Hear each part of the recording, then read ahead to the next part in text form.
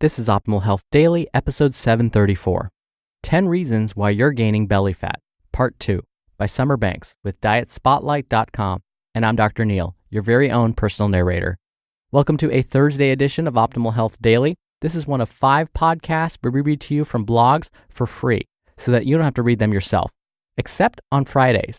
That's where I usually answer your questions. This Friday is going to be a special speed round Q&A episode where I'll answer more than just one caller's question. I'm going to answer like 4, 5, or even 6 questions, all within a 10-minute episode. Now, today's post is a continuation from yesterday. So I'd recommend listening to yesterday's episode first. That's episode 733 if you haven't already. But if you're all caught up, let's get right to part 2 as we optimize your life. 10 Reasons Why You're Gaining Belly Fat, Part 2, by Summer Banks with DietSpotlight.com. 5. Is inactivity causing your belly fat? Idle hands aren't just the devil's workshop. They can be the precursor to excess belly fat. Throughout the past 30 years or so, human beings have become less active than they should be. This is among the list of reasons why so many suffer from obesity and extra tummy fat. One study published in the American Journal of Medicine showed that from the year 1988 to the year 2010, men and women in the U.S. experienced significant weight gain and abdominal girth due to increased inactivity. Another study looked at weight gain on women who watched more than 3 hours of TV per day versus women who watched under an hour. The study found that women who watched less television had a lower risk of severe abdominal obesity.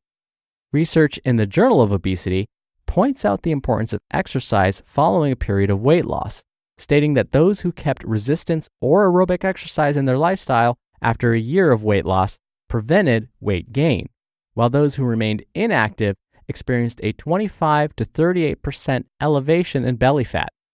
So the final verdict is to stay active and keep a steady exercise regimen in your daily routine to prevent abdominal fat regain, especially following a period of weight loss. 6. Bacteria in belly fat? There are seemingly countless amounts of bacteria that reside in your gut and colon.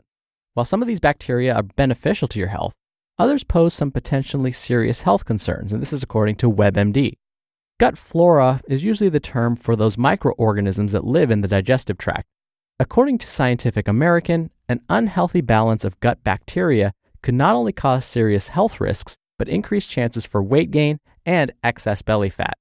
According to a study in the journal Nature, humans may have a tendency to have larger amounts of Firmicutes bacteria, which could elevate caloric absorption from foods. One study conducted in mice found that conventionally raised mice had 40% more total body fat than germ-free mice.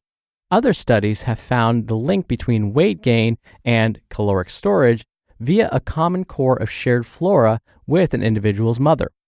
So the final verdict is that belly fat and overall weight gain could be a direct result of an imbalance of bacteria in the gut. 7. The belly fat diet? Low fiber. Fiber is a great way to promote health and manage weight. According to the Journal of the American College of Nutrition, fiber may assist in the feeling of satiety, and it may balance hunger hormones and decrease absorption of calories from the foods we eat. One study published in the Journal of Obesity showed that fiber ingestion was linked to reduced belly fat.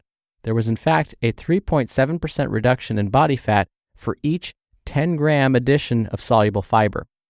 There seems to be an opposite effect with high-carb, low-fiber diets on excess belly fat and weight gain. So the final verdict, consuming meals that are low in fiber and high in refined carbohydrates could ultimately lead down the path to excess belly fat. 8. Is stress making you fat? Cortisol is a steroid hormone in the glucocorticoid class and is crucial for human survival. Now, cortisol is produced by the adrenal glands, and it could lead to weight gain when it's produced in copious amounts. Plus, when you are stressed, you may overeat. The calories from these foods are then, because of the cortisol, potentially stored in the belly as opposed to being dispersed throughout the body. 9. What role do genetics play? It should be no shock that genetics are a big factor in the risk for obesity, and this is according to a study in Current Genomics. It seems that belly fat storage and the body's predisposed methods for storing it are greatly influenced by one's genetic makeup. One study in the Journal of Human Molecular Genetics pointed out that there are 3 new genes which are linked to high abdominal obesity and a higher waist-to-hip ratio. 2 of these 3 genes were found exclusively in females. Then there are other studies that look at leptin's role, which is a hormone released by fat cells on weight regulation. So the final verdict, there seems to be a link between genetics and the storage of excess calories as belly fat, as well as playing a part in waist-to-hip ratios. And 10, not enough sleep. Live Science and the National Heart, Lung, and Blood Institute both agree that sleep plays an important role in your health. Not getting a sufficient amount of sleep can be costly. There have been a number of large, well-designed studies linking the importance of sleep in weight management. One study in the American Journal of Epidemiology outlined the metabolic effects of sleep restriction. They found that those who slept for 5 hours or fewer a night were more likely to gain weight than those who were getting at least 7 hours of sleep a night. There's also some evidence that found sleep apnea can increase the risk for obesity. One study in the Journal of Clinical Endocrinology and Metabolism found that obese patients suffering from sleep apnea possessed a high amount of belly fat when compared to obese patients without sleep apnea. So the final verdict is that there is a link between sleep apnea and visceral obesity. Therefore, not getting enough sleep could result in weight gain and belly fat accumulation. Ever wonder why you crave sugary cereal, ice cream, French fries, or pizza after a bad night's sleep? When we skimp on sleep, it trips up our body's natural hunger and satiety hormones, which may lead us to crave high-calorie foods. At the same time, lack of sleep limits our ability to exert self-control over foods we normally try to consume less of. Studies showed that when we get enough sleep, we actually choose and prefer healthier foods when compared to not-so-great foods. While everyone has their own optimal sleep time, most sleep experts recommend that we clock at least 7 hours of quality sleep every night. Final thoughts. Some of the causes of belly fat are simply out of your control, like genetics and hormones. But most of the factors can be handled personally by simple changes in diet and lifestyle. You just listened to part 2 of the post titled 10 Reasons Why You're Gaining Belly Fat by Summer Banks with DietSpotlight.com. Dr. Neil again here for my commentary. If you can take this list of 10 things that may increase your risk of belly fat and just choose 1 or 2 to start with, then you're on the right track. Eventually, over time, gradually think about knocking each of these out. But again, over time. Don't do all 10 of these things at once. You're not going to feel empowered, you're going to feel overwhelmed, you're probably going to get frustrated, and that's not going to lead to long-term success. And remember, none of these things that we're mentioning absolutely cause belly fat. That means on the flip side, none of these things on their own will reduce belly fat.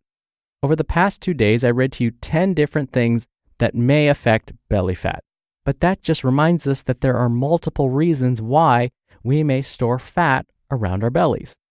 So again, don't be frustrated if you try some of these and they just don't seem to work, especially in the short term. It's going to take time. You're going to probably need to try a couple of different things before you start to see those results. But I promise, with time and consistency, it will work. All right, that wraps up today's episode. Thank you, as always, for listening. Thank you for being a subscriber. Thank you for sharing the show with someone. I hope you have a great rest of your day. And don't forget to listen tomorrow for my special Q&A speed round episode. So I'll see you there where your optimal life awaits.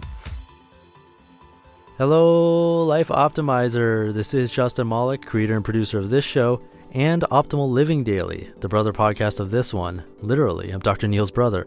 If you like the format of this show, you'll love Optimal Living Daily too, where I also read to you from blogs, but cover other topics like personal development, finance, and minimalism from bloggers like Derek Sivers, The Minimalists, Zen Habits, and many more.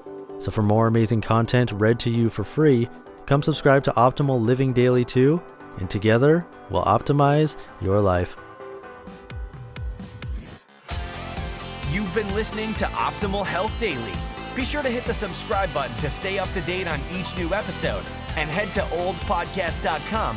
That's oldpodcast.com for a free gift, as well as more actionable tips and resources to help you maximize your potential. Thanks for joining us, and remember, your optimal life awaits.